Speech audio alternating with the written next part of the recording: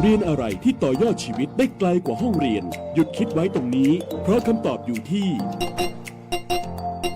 วิทยาลัยอาชีวศึกษาแพร่ที่นี่เราไม่ได้สอนแค่ให้รู้แต่สอนให้ทำเป็นทำจริงและทำได้ในโลกอาชีพเปิดรับสมัครนักศึกษาใหม่ปีการศึกษา 2569 สำหรับผู้จบม. 3 ม. 6 และปวช. 3 ครบทุกสายที่ตลาดต้องการทั้งการบัญชี การตลาด การจัดการสำนักงานดิจิทัล การจัดการโลจิสติกส์และซัพพลายเส้นคหกรรมศาสตร์อาหารและโภชนาการแฟชั่นสิ่งทอดิจิทัลกราฟิกวิจิตรศิลป์การโรงแรมการท่องเที่ยวเทคโนโลยีธุรกิจดิจิทัลและเทคโนโลยีสารสนเทศเรียนได้ตั้งแต่ปวช ปวส จนถึงระดับปริญญาตรีระบบปกติและทวิภาคีเรียนไปทำงานไปมีรายได้ระหว่างเรียนที่สำคัญเรามีสถานประกอบการชั้นนำรองรับการฝึกจริงและมีทุนการศึกษาอีกมากมายรอคุณอยู่อยากมีอาชีพอยากมีอนาคตที่จับต้องได้เริ่มต้นวันนี้ที่วิทยาลัยอาชีวศึกษาแพร่เตรียมชีวิตจริงให้พร้อมสู่โลกอาชีพเรียนจริงทำได้จริงมีงานรองรับเพราะความสำเร็จที่ยิ่งใหญ่เกิดขึ้นได้ที่วิทยาลัยอาชีวศึกษาแพร่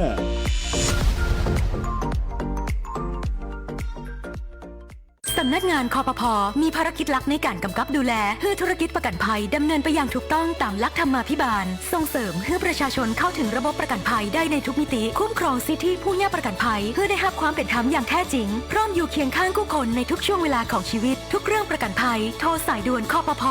1186เว็บไซต์ oic.or.th Line Official @oicconnect และสำนักงานคปภ.จังหวัดทั่วประเทศคปภ.คุ้มครองผู้ทำประกันภัยประกันภัยคุ้มครองคุณโรงพยาบาลชุมชนการแพทย์แผนไทยและการแพทย์ทางเลือกองค์การบริหารส่วนจังหวัดแพร่เปิดให้บริการดูแลสุขภาพนวดพอกอกนวดรักษาแผนไทย90นาทีนวดแผนไทยนวดเท้าประคบร้อนบรรเทาอาการปวดเมื่อยคลายกล้ามเนื้อข้อเข่าสมุนไพรรักษาข้อฝืดข้อเข่าเสื่อมข้อนิ้วข้อเท้าลดอาการปวดด้วยสมุนไพรเปิดให้บริการในทุกวันจันทร์อบไอน้ำสมุนไพรรักษาระบบทางเดินหายใจกระตุ้นการไหลเวียนของโลหิตลดการปวดเมื่อยกล้ามเนื้อขับน้ำข่าวปลาแม่หลังคลอดเปิดให้บริการในทุกวันอังคารบรรเทาอาการปวดเมื่อยคลายกล้ามเนื้อผู้มาใช้บริการให้นำบัตรประจำตัวประชาชนมาด้วยทุกครั้งใช้สิทธิ์เบิกจ่ายตรงข้าราชการสิทธิ์ประกันสังคมหรือสิทธิ์บัตรทองในจังหวัดแพร่สิทธิ์รัฐวิสาหกิจหรือชำระเงินสดติดต่อจองคิวรับบริการเวลา 8:30 นาทีถึง 16:30 นาทีเว้นวันหยุดนักขัตฤกษ์โทร 054-523-338-9เก็บออมมาตั้งนานข่าวดีสำหรับคนอยากมีบ้านธนาคารอาคารสงเคราะห์มีสินเชื่อปลูกสร้างที่อยู่อาศัยบนที่ดินของตนเองอัตราดอกเบี้ยต่ำยื่นกู้ตั้งแต่ 3 มีนาคมถึง 30 ธันวาคม 2568 อนุมัติและทำนิติกรรมภายใน 30 ธันวาคม 2568 ผ่อนสบายสูงสุด 40 ปี กรณีทำประกันสินเชื่อดอกเบี้ยเดือนที่ 1-6 0.89% ต่อปี และกรณีไม่ทำประกันสินเชื่อดอกเบี้ย 1.29% ต่อปีวงเงินในโครงการมีจำนวนจำกัดติดต่อสอบถามที่ธนาคารอาคารสงเคราะห์สำนักงานสาขาแพร่ 054-621-490-5 ธนาคารอาคารสงเคราะห์ทำให้คนไทยมีบ้านดูแลผูกพัน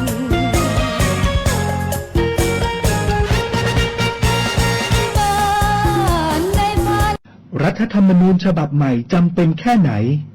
จำเป็นค่ะเพราะปัจจุบันอำนาจตรวจสอบของประชาชนถูกริดรอนจะทำใหม่ทำไมของเดิมก็ดีอยู่สิ้นเปลืองงบประมาณเปล่าทำใหม่ก็ดีนะประชาชนจะได้มีส่วนร่วมอย่างแท้จริงไงไม่ต้องทำใหม่หรอกของเก่าเขาออกแบบมาให้ปราบโกงอยู่แล้ว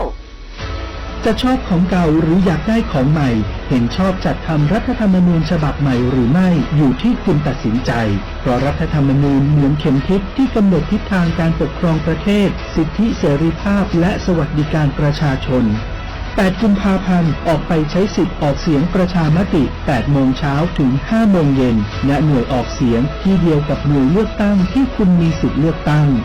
ร่วมสร้างประเทศไทยร่วมใจไปเลือกตั้ง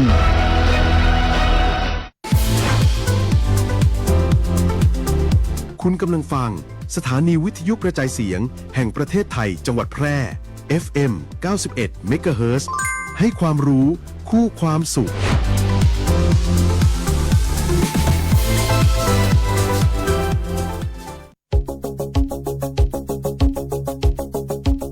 ข่าวสารฉับไวใกล้ตัวบริการทันใจร่วมแรงร่วมใจงานบ้านงานบุญประกวดราคาโปร่งใส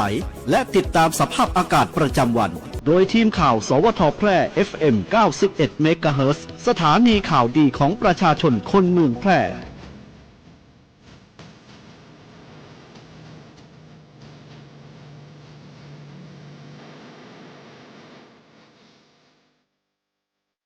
สวัสดีค่ะสถานีวิทยุกระจายเสียงแห่งประเทศไทยจังหวัดแพร่ขอเสนอข่าวท้องถิ่นประจำวันเสาร์ที่ 7 กุมภาพันธ์ พุทธศักราช 2569 โดยมีหัวข้อข่าวดังต่อไปนี้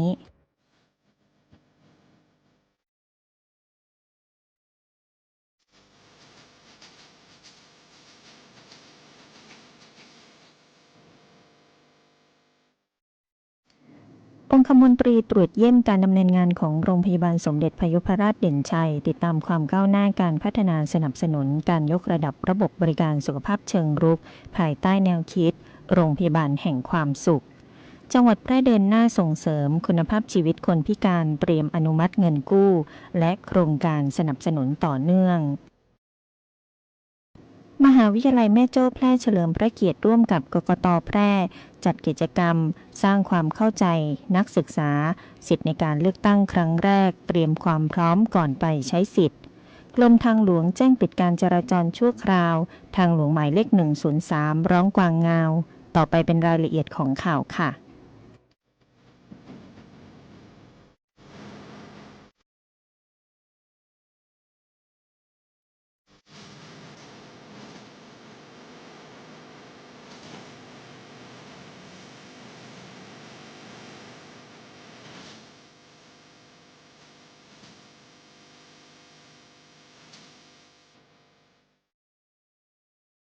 องคมนตรีตรวจเยี่ยมการดำเนินงานของโรงพยาบาลสมเด็จพยุพราชเด่นชัยติดตามความก้าวหน้าการพัฒนาสนับสนุนการยกระดับระบบบริการสุขภาพในเชิงรุกภายใต้แนวคิดโรงพยาบาลแห่งความสุข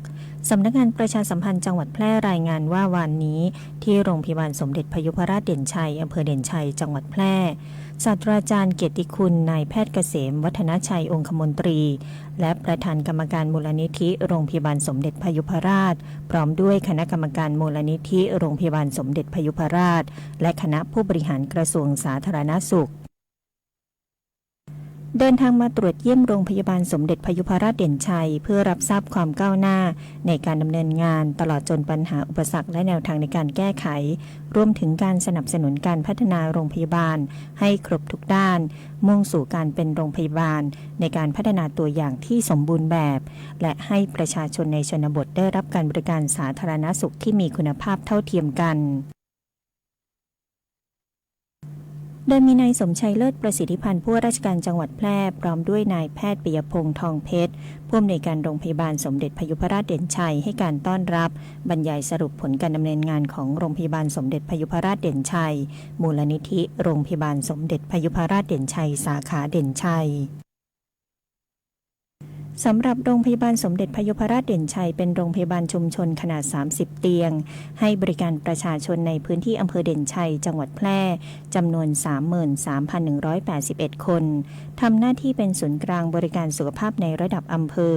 ในปี 2568 มีผู้ป่วยนอกเข้ารับบริการ 76,239 ครั้งเฉลี่ยวันละ266รายผู้ป่วยใน 4,393 ครั้งงานอุบัติเหตุฉุกเฉิน 23,063 ครั้งและมีอัตราคลองเตียงเฉลี่ยร้อยละ 0.06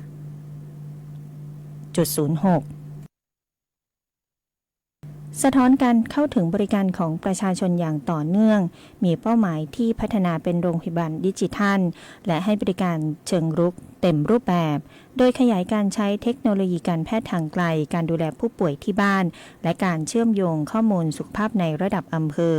ควบคู่ไปกับการพัฒนาศักยภาพบุคลากรและเครือข่ายชุมชน ซึ่งจะช่วยให้ประชาชนได้เข้าถึงบริการทางการแพทย์ที่มีคุณภาพใกล้บ้านและมีความยั่งยืนในระยะยาวในโอกาสเดียวกันองคมนตรีได้มอบโล่ประกาศเกียรติคุณแก่ผู้ทำคุณประโยชน์ต่อโรงพยาบาลสมเด็จพยุพราชเด่นชัยและมูลนิธิโรงพยาบาลสมเด็จพยุพราชเด่นชัยสาขาเด่นชัยจากนั้นเดินทางเยี่ยมบ้านนางตองมาสิริบ้านเล็กที่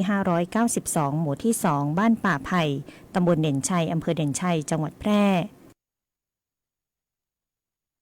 โครงการต่อบ้านเติมสุขซึ่งได้รับการช่วยเหลือปรับปรุงซ่อมแซมที่พักอาศัยภูมิทัศน์บริเวณบ้านให้เหมาะสมสะอาดปลอดภัยจากนั้นเดินทางต่อไปยังอาคารอเนกประสงค์หมู่ที่8ตำบลแม่จั๊วอำเภอเด่นชัยจังหวัดแพร่เยี่ยมชมกิจกรรมโรงพยาบาลสมเด็จพยุพราชเด่นชัยร่วมพัฒนาชุมชนเข้มแข็งต้นแบบตำบลจัดการสุขภาพโดยมีเครือข่ายตำบลจัดการสุขภาพชุมชนเข้าร่วมบริการพร้อมกับกล่าวให้โอวาทให้ข้อคิดและข้อเสนอแนะในการดำเนินงานการเยี่ยมชมนิทรรศการเมืองสุขภาพดีวิถีชุมชนคนอายุยืนจังหวัดแพร่เดินหน้าส่งเสริมคุณภาพชีวิตคนพิการเตรียมอนุมัติเงินกู้และโครงการสนับสนุนต่อเนื่องนายคุณากร โคชหิรัน รองผู้ว่าราชการจังหวัดแพร่เป็นประธานการประชุมคณะอนุกรรมการส่งเสริมและพัฒนาคุณภาพชีวิตคนพิการประจำจังหวัดแพร่ที่ห้องประชุมเวียงโกสัยสารกลางจังหวัดแพร่โดยสำนักงานพัฒนาสังคมและความมั่นคงของมนุษย์จังหวัดแพร่จัดขึ้นเพื่อพิจารณาอนุมัติคำร้องขอกู้ยืมเงินกองทุนส่งเสริมและพัฒนาคุณภาพชีวิตคนพิการนำไปประกอบอาชีพรายบุคคลการขอรับการสนับสนุนโครงการส่งเสริมและพัฒนาคุณภาพชีวิตคนพิการการพิจารณาให้ความเห็นชอบแผนการจัดบริการศูนย์บริการคนพิการทั่วไป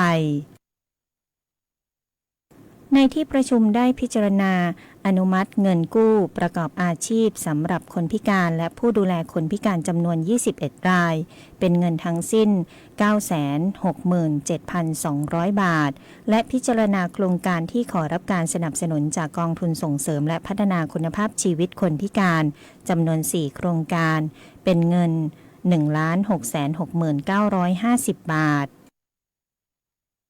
สำหรับสถานการณ์การจดทะเบียนคนพิการข้อมูลการจดทะเบียนคนพิการในเดือนพฤศจิกายนพุทธศักราช 2538 จนถึงเดือนธันวาคมพุทธศักราช 2568 พบว่าปัจจุบันมีคนพิการจดทะเบียนสะสมทั้งสิ้น 24,318 คนโดยเป็นผู้พิการทางการมองเห็นจำนวน 986 คนจากการวิเคราะห์ข้อมูลย้อนหลังจำนวนผู้จดทะเบียนมีความคงที่ต่อเนื่องมาตั้งแต่ปีพุทธศักราช 2568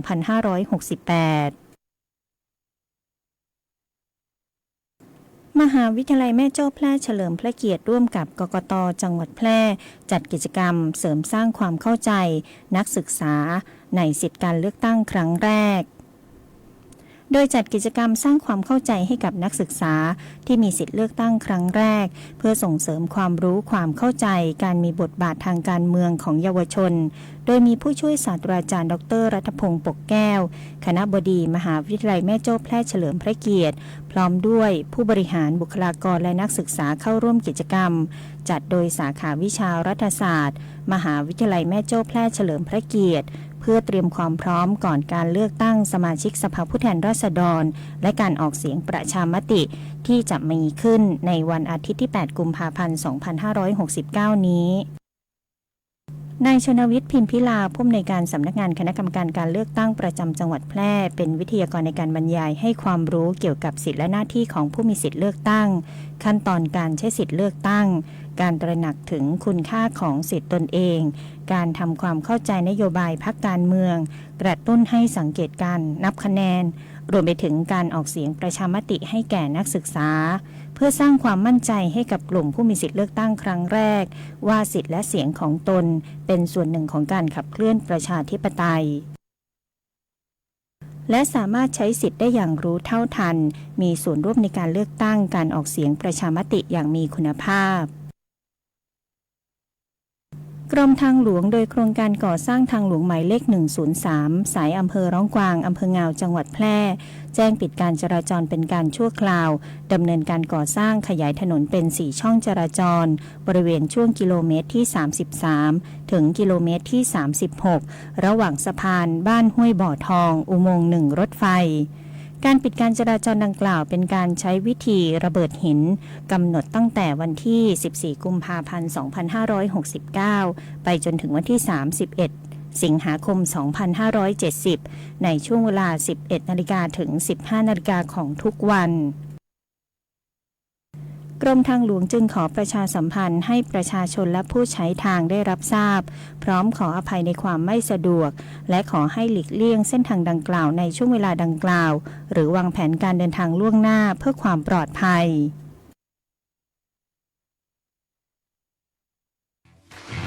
รัฐบาลไทยประกาศสงครามสแกมเมอร์รัฐบาลจึงได้ประกาศสงครามกับสแกมเมอร์ในฐานะที่สแกมเมอร์เป็นวาระแห่งชาติและในวันนี้ผมก็ได้ใช้โอกาสนี้มารายงานความคืบหน้าและเน้นย้ำถึงสิ่งที่เราต้องร่วมกันทำต่อไปรัฐบาลได้จัดตั้งคณะกรรมการอำนวยการป้องกันและปราบปรามอาชญากรรมทางเทคโนโลยีขึ้นมาโดยมีผมเป็นประธานด้วยตนเองเพื่อให้ทุกหน่วยงานทำงานไปในทิศทางเดียวกันเราได้มีการลงนามบันทึกความเข้าใจระหว่าง 15 หน่วยงานหลักทั้งภาครัฐและภาคเอกชนตลอดจนสถาบันการเงินเพื่ออุดช่องโหว่ทางการเงินและตัดเส้นทางเงินของกระบวนการอาชญากรรมเหล่านี้ให้สิ้นซากรวมพลังคนไทยต้านภัยสแกมเมอร์นายอนุทินชาญวีรกูลนายกรัฐมนตรี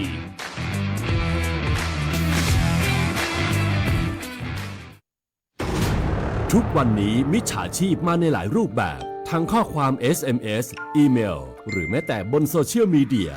อย่าหลงเชื่ออย่าเผลอกดลิงก์ที่น่าสงสัยเด็ดขาดเพราะอาจทำให้คุณสูญเสียทรัพย์สินได้หากไม่แน่ใจหรือมีข้อสงสัยติดต่อแบงก์ชาติโทร 1213 แบงก์ชาติห่วงใหญ่เตือนภัยการเงินย้ำอีกครั้งแบงก์ชาติโทร 1213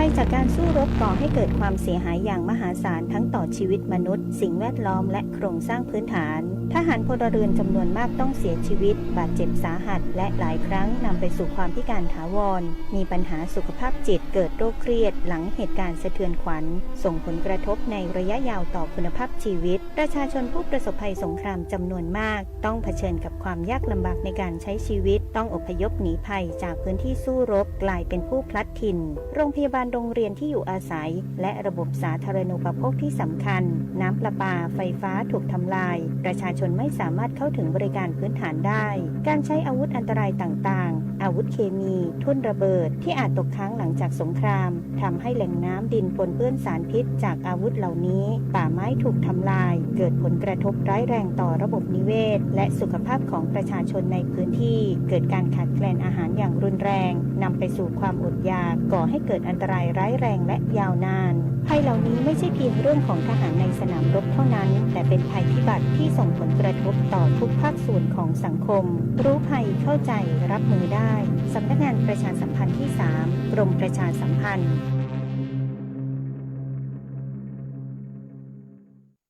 เชิญชวนประชาชนออกมาใช้สิทธิ์เลือกตั้งสสและออกเสียงประชามติขอเชิญชวนพี่น้องประชาชนผู้มีสิทธิ์เลือกตั้งทุกท่านออกมาใช้สิทธิ์เลือกตั้งสสและออกเสียงประชามติในวันอาทิตย์ที่ 8 กุมภาพันธ์ 2569 ตั้งแต่เวลา 8 นาฬิกาถึง 17 นาฬิกาณ หน่วยเลือกตั้งที่ท่านมีชื่อเตรียมบัตรประชาชนตรวจสอบสิทธิ์เข้าคูหากากบาทเลือกตั้งสสและออกเสียงประชามติร่วมเป็นหนึ่งพลังที่ขับเคลื่อนประชาธิปไตยสร้างสรรค์ประเทศไทยพร้อมใจไปเลือกตั้ง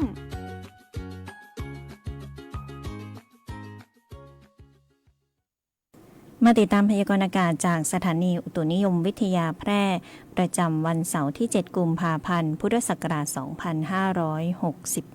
2569 บริเวณความกดอากาศสูงหรือมวลอากาศเย็นกำลังปานกลางถึงค่อนข้างแรงระลอกใหม่จากประเทศจีนแผ่ลงมาปกคลุมประเทศไทยตอนบนลักษณะเช่นนี้ทำให้ภาคตะวันออกเฉียงเหนือภาคตะวันออกมีลมแรงประเทศไทยตอนบนมีอุณหภูมิลดลงขอให้ประชาชนดูแลรักษาสุขภาพเนื่องจากอากาศที่เปลี่ยนแปลงรวมถึงระมัดระวังในการสัญจรผ่านบริเวณที่มีหมอกพยากรณ์อากาศในภาคเหนืออากาศเย็นถึงหนาวกับมีหมอกในตอนเช้าและมีหมอกบางในบางพื้นที่อุณหภูมิลดลงเล็กน้อยอุณหภูมิต่ำสุด 14-18 องศาอุณหภูมิสูงสุด 30-34 องศาบริเวณยอดดอยอากาศหนาวถึงหนาวจัดกับมีน้ำค้างแข็งในบางแห่งอุณหภูมิต่ำสุด 3-11 องศาลมตะวันออกเฉียงใต้ความเร็ว 10-15 กิโลเมตรต่อชั่วโมง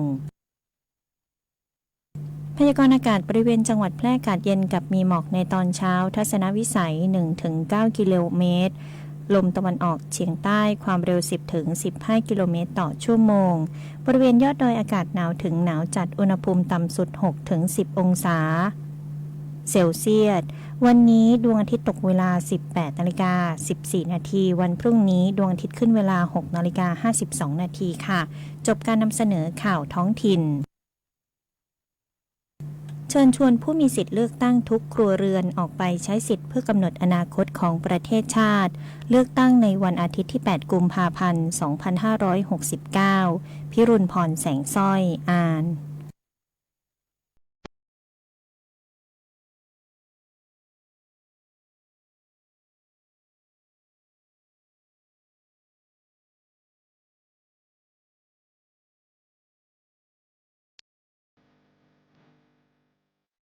เตรียมความพร้อมเลือกตั้งและขั้นตอนการลงคะแนนเลือกตั้งสสและออกเสียงประชามติ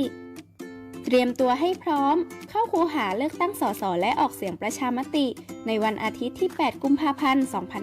2569 เวลา 8 นาฬิกาถึง 17 นาฬิกาณ หน่วยเลือกตั้งที่ท่านมีชื่ออย่าลืมเตรียมหลักฐานที่ใช้แสดงตนในการลงคะแนนเลือกตั้งอาทิ บัตรประจำตัวประชาชนหนังสือเดินทาง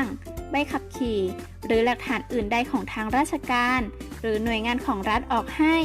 ที่มีรูปถ่ายและมีเลขประจำตัวประชาชนหรือหลักฐานจากแอปพลิเคชันของหน่วยงานรัฐได้แก่แอปพลิเคชันไทยดีแอปพลิเคชันใบอนุญาตขับขี่อิเล็กทรอนิกส์ DLT QR License และแอปพลิเคชันบัตรประจำตัวคนพิการอิเล็กทรอนิกส์ก่อนเข้าคูหาอย่าลืมตรวจสอบรายชื่อยื่นหลักฐานแสดงตนลงลายมือชื่อรับบัตรเลือกตั้งเข้าคูหากากบาทเบอร์ที่เลือกไม่เกินจำนวนที่พึงมีพับบัตรและย่นบัตรเลือกตั้งด้วยตนเองร่วมเป็นหนึ่งพลังที่ขับเคลื่อนประชาธิปไตยในท้องถิ่นสร้างสรรค์ประเทศไทยพร้อมใจไปเลือกตั้ง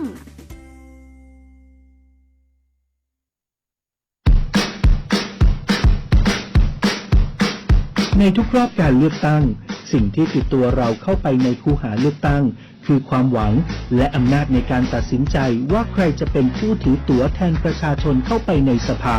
หลายคนอาจมองว่าสสคือคนไกลตัวแต่ในความเป็นจริงทุกนโยบายที่พวกเขาผลักดันทั้งเรื่องปากท้องการศึกษาและสวัสดิการล้วนเริ่มต้นจากปลายปากกาที่เรากากบาทเลือกคนเหล่านั้นเข้ามาการเลือกคนที่มีคุณภาพจึงไม่ใช่เพียงการเลือกตามความคุ้นเคยหรือกระแสชั่วคราวแต่คือการพิจารณาศักยภาพและความรับผิดชอบผู้แทนที่ดีต้องมีวิสัยทัศน์ที่สอดคล้องกับปัญหาของพื้นที่มีประวัติการทำงานที่โปร่งใส